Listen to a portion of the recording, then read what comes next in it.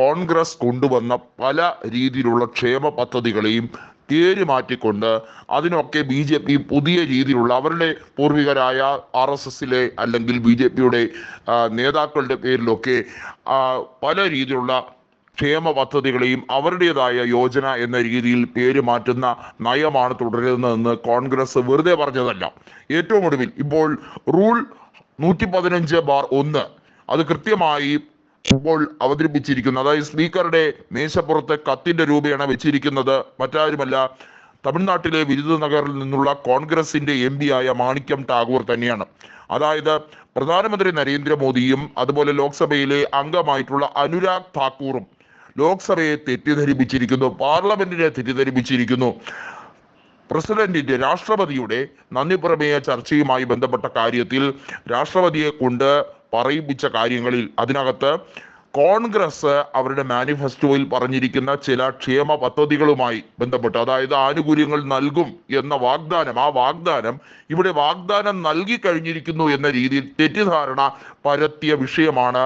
ഇപ്പോൾ അതിനെതിരെ ശക്തമായി ഒരു ആക്ഷൻ നടപടി എടുക്കേണ്ട ഒരു സാഹചര്യത്തിലേക്ക് ലോക്സഭാ സ്പീക്കറായ ഓം ബിർളയ്ക്ക് ഇപ്പോൾ ആ ഒരു സ്ഥിതി എത്തിയിരിക്കുകയാണ്. അതായത് പ്രധാനമന്ത്രിക്കെതിരെ ശക്തമായൊരു നടപടി സ്വീകരിക്കേണ്ട അവസ്ഥയിലേക്ക് ഇപ്പോൾ ഓം ബിർളയ്ക്ക് തന്നെ കാര്യങ്ങൾ എടുക്കേണ്ട തീരുമാനമായി കഴിഞ്ഞിരിക്കുന്നു. ഓം ബിർളയ്ക്ക് തീരുമാനമെടുത്തില്ലെങ്കിൽ വലിയ തോതിൽ പ്രതിപക്ഷത്തിന്റെ ബഹളം മാത്രമല്ല, ലോക്സഭയുടെ ചട്ടപ്രകാരമുള്ള നടപടിക്രമങ്ങൾ സ്പീക്കർ എന്ന രീതിയിൽ അദ്ദേഹം നടത്തുന്നില്ല എന്നത് തീർച്ചപ്പെടുത്തേണ്ടി വരും.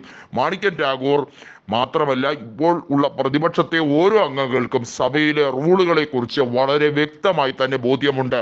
ഹൈബി ഈഡനും അതുപോലെ കേരളത്തിൽ നിന്നുള്ള നിരവധി MP-മാരും സഭയ്ക്കകത്ത് സഭാ ചട്ടങ്ങളെ കുറിച്ച് കൃത്യമായി സ്പീക്കറെ ഓർമ്മിപ്പിക്കുന്ന രീതിയിലുള്ള വീഡിയോ ദൃശ്യങ്ങൾ ഇതിനോടകം തന്നെ സോഷ്യൽ മീഡിയയിൽ വൈറലാണ്. അതായത് പ്രധാനമന്ത്രി നരേന്ദ്രമോദിയും അതുപോലെ തന്നെ ലോക്സഭയിലെ MP ആയിട്ടുള്ള അനുരാഗ് താക്കൂറും സഭയെ തെറ്റിദ്ധരിപ്പിക്കുന്ന രീതിയിലുള്ള പ്രസ്താവനകൾ നടത്തി.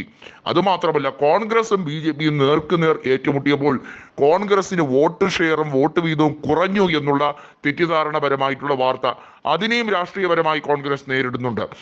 കൃത്യമായി പറയട്ടെ, തെലങ്കാനയിലും ഹിമാചൽ പ്രദേശിലും ഹരിയാനയിലും ഒക്കെ ഉണ്ടായിരിക്കുന്ന കോൺഗ്രസിന്റെ സീറ്റ് വർധനവും സീറ്റ് ഷെയർ ഉൾപ്പെടെയുള്ള കാര്യങ്ങൾ, രാജസ്ഥാനിലുണ്ടായ വർധന, ഇതൊക്കെ കൃത്യമായി തന്നെ തെളിവ് സഹിതം പറഞ്ഞിരിക്കുന്നു കോൺഗ്രസ്.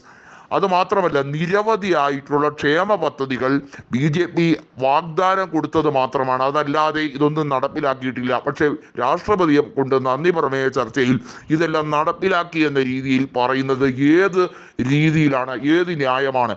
മാണിക്യം ടാഗോർ എന്തായാലും അവതരിപ്പിച്ചിരിക്കുന്നത് ശക്തമായിട്ടുള്ള ഒരു വെല്ലുവിളി തന്നെയാണ് BJPക്കെതിരെ.